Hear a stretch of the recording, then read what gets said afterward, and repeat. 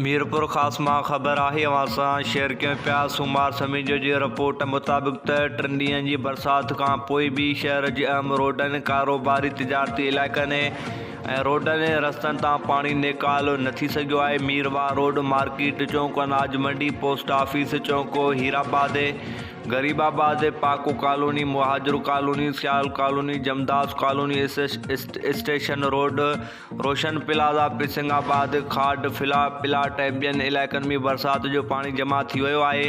हूअं जंहिं सबबु ख़रीदार ऐं दुकानदार सख़्तु परेशानी खे मुंहुं ॾेई रहिया आहिनि, जॾहिं त म्यूनिसिपल कॉर्पोरेशन जे मेयर ऐं म्यूनिसिपल कमिश्नर विच में सख़्तु इख़्तिलाफ़नि सबबु बरसाति जे पाणी निकाल जो कमु दरम बरम थी रहियो आहे, जंहिं सबबु शहरनि खे सख़्तु परेशानियुनि खे मुंहुं ॾियणो पइजी रहियो आहे। जॾहिं त हेठियां वारनि इलाइक़नि में पाणी बीठल आहे, जंहिं करे हेठियां वारनि इलाइक़नि जे रवासियुनि जो घरनि मां निकिरणु माल थी वियो आहे। जॾहिं त मेयर ऐं ॿिया ऑफिसर शहर मां पाणी निकाल करण में मसरूफ़ नज़र आया।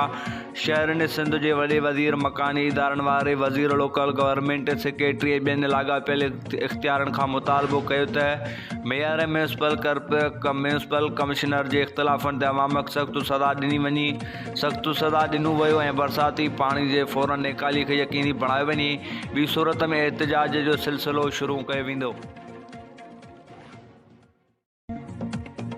मीरपुर ख़ास मां ख़बर आहे अवां सां शेयर कयूं पिया। ब्यूरो चीफ सूमार समीज जी रिपोर्ट मुताबिक़ त असगरिया ऑर्गेनाइज़ेशन पाकिस्तान जे मरकज़ी हाल में असगरिया ऑर्गेनाइज़ेशन पाकिस्तान जे सहकार सां डिवीज़न ज़िले जे तरफ़ां ईद मिलन पार्टी मुनक़िद कई वई, जंहिंमें शहरनि वॾे अंग में शिरकत कई। तक़रीब में फ़लस्तीनी भाइरनि ते इसराइली ज़ुल्म जी मज़म्मत कई वई।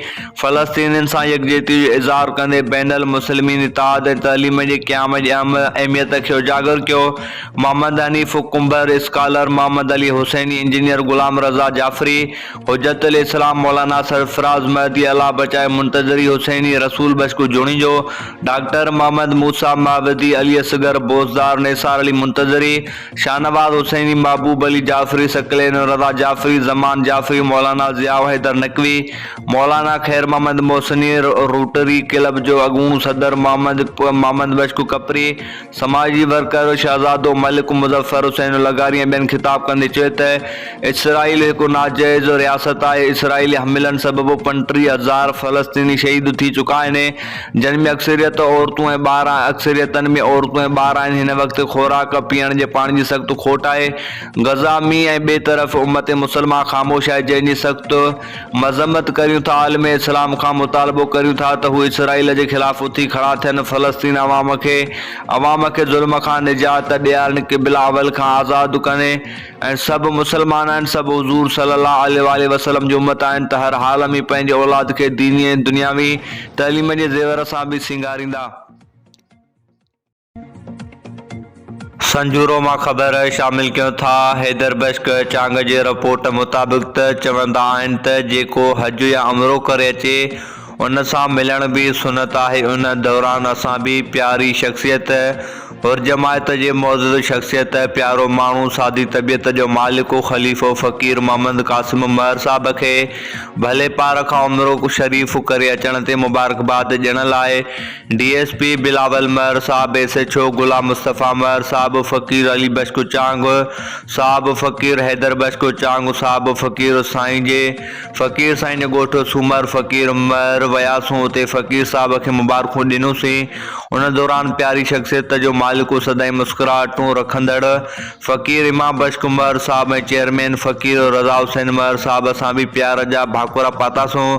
उन दौरान फ़क़ीर ख़ालिद वसाण, सैयद क़ाइम शाह, फ़क़ीर जमील वसाण ऐं फ़क़ीर अवेस वसाण केतिरा मौजूद हुया। आख़िर में ख़लीफ़ो साहब, पीर साहब, जमायत वास्तेदारनि, पाड़ेसरनि ऐं मुल्क में रहंदड़नि लाइ दुआ ख़ैर कई। घोटकी मां ख़बर शामिल कयूं था। डिस्ट्रिक्ट रिपोर्टर मोहम्मद मलूक भुट्टो जी रिपोर्ट मुताबिक़ त घोटकी में उनड़ बिरादरी जो आदलपुर पुलिस ऐं बासर जे ॾाढ ख़िलाफ़ एहतिजाज जो बस वारनि खां नोटिस वठण जो मुतालबो। आदलपुर वासी असदुल्ला, उनड़ अज़हर अली, उनड़ माई लैला, माई रहीमा ऐं ॿियनि DSP ऑफिस घोटकी आॾो एहतिजाज कंदे दायूं आहे त असां मीर उनड़ खां व्याज ते 75,000 रुपया वरिता हुआ, जेके असां व्याज समेत वापसि करे चुका आहियूं, पर उन जे बावजूद बि मीर उनड़ असां खां 15 लख रुपया ॿिया घुरी रहियो आहे। हिननि चयो त मीर ओनड़ जंहिं साथियुनि सां गॾिजी असांजे घर में घिरी तशदुद जो निशानो बणाए असांखे सख़्तु नतीजा भोगण जूं धमकियूं ॾेई रहियो आहे। असां अहिड़ो इतला आदलपुर पुलिस खे बि कयो, पर आदलपुर पुलिस जवाबदार जी वांगारू बणियल आहे ऐं पुलिस एहलकार नज़र चाचड़ बि जवाबदारनि सां गॾिजी असांखे हिरास कंदे कूड़ा केस दाख़िल करण जूं धमकियूं ॾेई रहियो आहे। मुतासिर IG Sindh, DIG Sukkur, SSP Ghotki ऐं ॿियनि वसवारनि खां नोटिस वठी मीर ओनड़ ऐं पुलिस एहलकार नज़र चाचड़ ख़िलाफ़ कार्रवाई करण जो मुतालबो कयो आहे।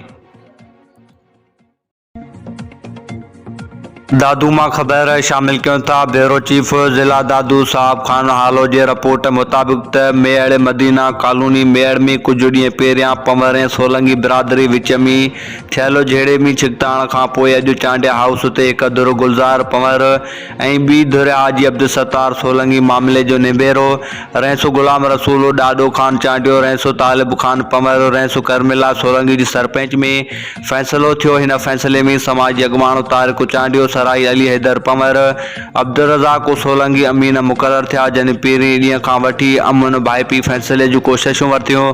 ॿिन्ही धुरनि जूं ॻाल्हियूं ॿुधण खां पोइ धुरनि खे क़ुर पाक ते भाकुर पारां खीर खंड रुकियो वियो। अॻिते लाइ आगराई न करण जो पाबंद कयो वियो।